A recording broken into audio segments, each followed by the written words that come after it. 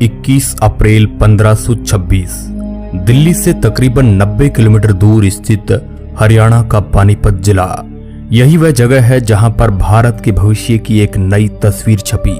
बाबर अपनी 12,000 सैनिकों की टोली लेकर यहां पर उपस्थित होता है। कड़कड़ाती धूप में बाबर की सेना युद्ध के लिए पूरी तरह तैयार थी। उस वक्त दिल्ली शहर पर इब्राहिम लोदी का राज था। बाबर ने सोचा कि अगर वो कैसे भी करके इब्राहिम लोदी को दिल्ली की गद्दी से हटा देगा तो वह भारत में कब्जा जमा सकता है, और इसी सोच को लेकर बाबर इब्राहिम लोदी से जंग का ऐलान करता है। लोदी की सेना में करीब 1 लाख जवान और 1000 हाथी थे। बाबर ये जानता था कि उसके पास लोगों की संख्या बहुत कम है, इसलिए बाबर ने युद्ध की सही रणनीति पर चलने का फैसला किया, और इस काम में बाबर बहुत ही कुशल था। वह युद्ध से 1 सप्ताह पहले ही पानीपत के मैदान पर आ गया था और अपने हिसाब से सैनिकों की छोटी छोटी टुकड़ियां बनाकर चारों तरफ लगा दिया था। बाबर की सेना में करीब 4000 बेहद ही खतरनाक तीरंदाज थे। दूसरी तरफ 1000 बंदूक वालों के अलावा बाबर के पास वो हथियार भी था जिसके बारे में लोदी सोच भी नहीं सकता था, और वो हथियार कुछ और नहीं बल्कि चलती फिरती आग बरसाने वाली तोपें थी। दोस्तों, हिंदुस्तान की किसी भी जंग में इस तरह की तोपों का इस्तेमाल सबसे पहले बाबर ने ही किया था, इसलिए यहाँ पर होने वाले युद्ध में अभी तक किसी को भी ये अंदाजा नहीं था कि इन तोपों का सामना कैसे करना है। बाबर जंग का ऐलान तो कर आया, लेकिन उसके अंदर कम सैनिक होने की वजह से थोड़ा डर भी बना था। 21 अप्रैल 1526 शुक्रवार की सुबह को लंबे समय तक जंग चलने के बाद इतनी बड़ी सैनिकों की टुकड़ी होने के बाद भी इब्राहिम लोदी बाबर के बनाए जाल में फंस गया। लोदी के 1 लाख जवान और 1000 हाथी बाबर की सेना के आगे टिक ना सके, जिसका सबसे बड़ा कारण बाबर की सेना में मौजूद निडर सैनिक तो थे ही, उसके साथ साथ तोपों की आवाज से सेना में भगदड़ मच गई। इब्राहिम लोदी की सेना को बिल्कुल भी अंदाजा नहीं था कि वह इन खतरनाक तोपों से कैसे लड़े, इसलिए कुछ सैनिक जंग का मैदान छोड़कर भाग लिए और कुछ शहीद हो गए। यहाँ तक कि तोपों की आवाज इतनी ज्यादा तेज थी कि लोदी के हाथी अपनी सेना को कुचलते हुए भागने लगे, जिसकी वजह से अधिकतर सेना तो ऐसे ही ढेर हो गई। ऊपर से बाबर के तीरंदाज सैनिकों ने लोदी के भागते हुए सैनिकों पर तीरों की बौछार कर दी। ऊपर से इनके पास जो 1000 बंदूकबाज थे, उन्होंने भी लोदी के सेना के अच्छे तीरंदाजों को ढेर कर दिया। इब्राहिम लोदी भले ही चाहे जितना भी ताकतवर क्यों ना हो, लेकिन उसने वही एक गलती कर दी जो अक्सर ताकतवर लोग करते हैं, और वो ये है कि सामने वाले को कमजोर समझ लिया। तभी तो इब्राहिम लोदी ये भूल गया कि उसकी सेना में अगर सैनिक है तो बाबर की सेना में खतरनाक बंजारे लड़ाके हैं, जिन्हें जिंदगी और मौत के आगे कुछ भी समझ में नहीं आता है। ऊपर से बाबर की सेना में गजब का भाईचारा था। इन सब के बाद बाबर आसानी से युद्ध जीत गया और इब्राहिम लोदी लाख कोशिशों के बाद भी मारा गया। इसी के साथ ही भारत का भविष्य पूरी तरह बदल गया। अगर उस दिन ये घटना नहीं होती तो आज दिल्ली का लाल किला नहीं होता, आगरा का ताजमहल ना होता, यानी आज भारत का रंग रूप कुछ और होता। इस लड़ाई को ही पानीपत का पहला युद्ध कहा जाता है।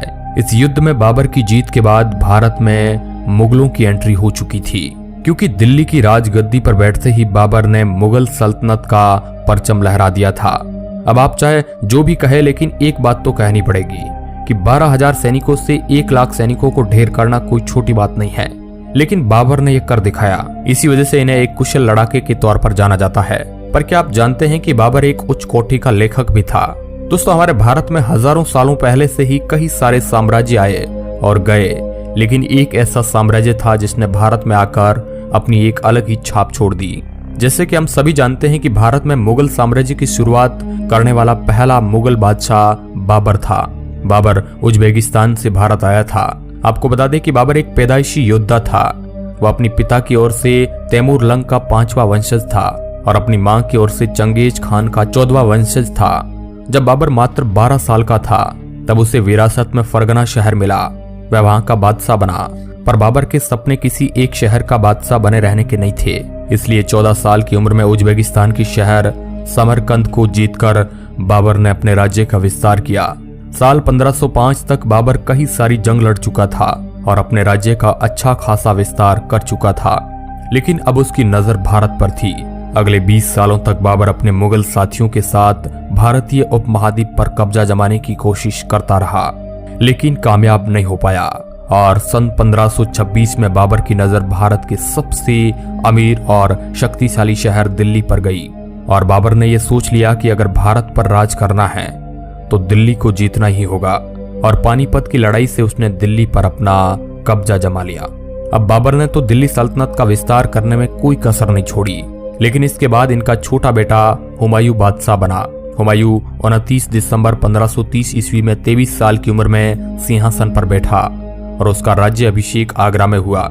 पर हुमायूं का जीवन संघर्षों से भरा रहा और 26 जून 1539 में हुमायूं चौसा के युद्ध में शेरशाह सूरी से हार गया और किसी तरह जान बचाकर भागने में सफल हो पाया। हुमायूं सालों तक भटकता रहा, लेकिन बाद में अपनी कुशल रणनीतियों की वजह से हुमायूं ने काबुल और कंधार में फिर से अपना कब्जा जमा लिया और 30 जुलाई 1555 में हुमायूं दोबारा से दिल्ली जीतने में सफल हो पाया। दोस्तों, हुमायूं अफीम का बहुत शौकीन था और यही अफीम ही उसकी मौत का कारण बनी, क्योंकि अफीम के नशे में जब ये सीढ़ियों से गिर गए तब इनकी मौत हो गई। हुमायूं के बाद मुगल सल्तनत पर अकबर का राज हुआ। अकबर सभी धर्मों का सम्मान करता था। आप ये भी जानते होंगे कि अकबर के दरबार में हिंदुओं का बहुत सम्मान और उन्हें ऊंचे पद मिलते थे। यहाँ तक कि एकता बनाए रखने के लिए अकबर ने हिंदू लड़की जोधाबाई से शादी भी करी, लेकिन उसने कभी भी जोधा पर मुस्लिम धर्म अपनाने के लिए जोर जबरदस्ती नहीं करी। यहाँ तक कि रानी जोधाबाई के लिए अकबर ने फतेहपुर सीकरी में एक मंदिर भी बनवाया। दोस्तों, अकबर की सबसे बड़ी उपलब्धि थी उसका बसाया गया फतेहपुर सीकरी शहर, जो आगरा से लगभग 36 किलोमीटर दूर स्थित पहाड़ियों पर यह शहर बसाया गया था। कहा जाता है कि फतेहपुर सीकरी उस समय लंदन से भी बड़ा शहर था। अकबर एक कामयाब बादशाह होने के साथ साथ कला प्रेमी भी था, इसलिए इस शहर का निर्माण अकबर ने अपनी निगरानी में करवाया था। यहाँ तक कि नक्शा बनाने में भी मदद की थी। इस शहर के बनने से पहले मुगल साम्राज्य की राजधानी आगरा थी। उसके बाद फतेहपुर सीकरी को अकबर ने नई राजधानी बनाई। फतेहपुर सीकरी सन 1571 से लेकर सन 1585 तक मुगलों की राजधानी था, लेकिन पानी की कमी के कारण मात्र 14 साल में ही यह शहर छोड़ दिया गया और फिर दोबारा से आगरा को राजधानी के रूप में पहचान मिली। साल 1582 में अकबर ने दीन ए इलाही नाम का एक नया धर्म बनाया था, जिसमें अकबर ने सभी धर्मों की मूल बातों को मिला दिया। लेकिन अकबर का यह धर्म ज्यादा समय तक नहीं चल पाया और कई सारे लोग इस धर्म के खिलाफ हुए, जिस वजह से अकबर ने तो इस धर्म को अपनाया ही था, लेकिन इनके अलावा केवल 19 लोग ही इस धर्म को अपना मानते थे। बाकी हर कोई अपने अपने धर्म पर ही चलना स्वीकार करते थे। दोस्तों, अकबर के बाद मुगल सल्तनत के तख्त पर अकबर के बेटे जहांगीर बैठे और उसके बाद जहांगीर के बेटे शाहजहां ने मुगल सल्तनत पर राज किया।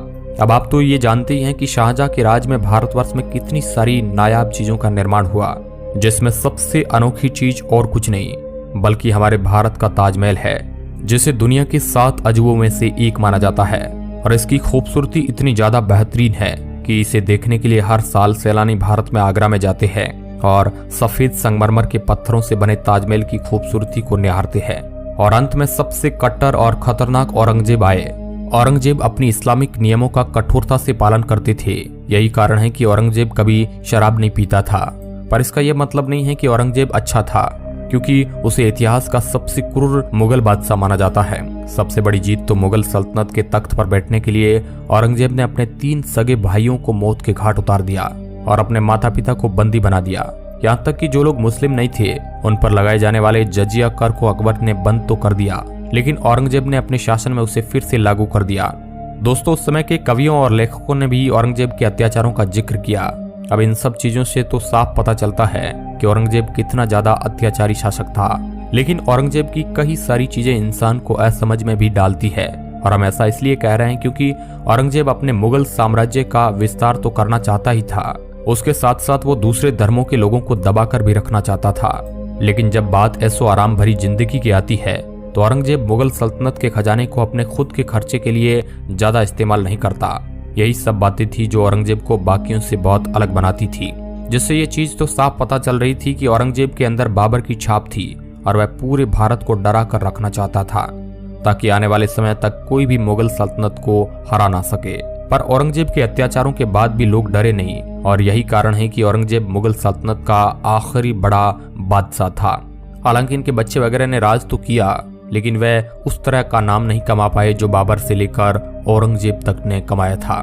वैसे हम आपको बता दें कि मुगल साम्राज्य में गलती करने वालों को आसानी से बख्शा नहीं जाता था। अगर किसी को मौत की सजा सुनाई जाती थी तो उस अपराधी का सर तलवार से अलग कर दिया जाता था या फिर उसका सिर हाथी के पैरों के नीचे कुचल दिया जाता था। तो दोस्तों, ये था मुगल साम्राज्य का सच। अब आपको इसके बारे में क्या कहना है, हमें कमेंट के माध्यम से आप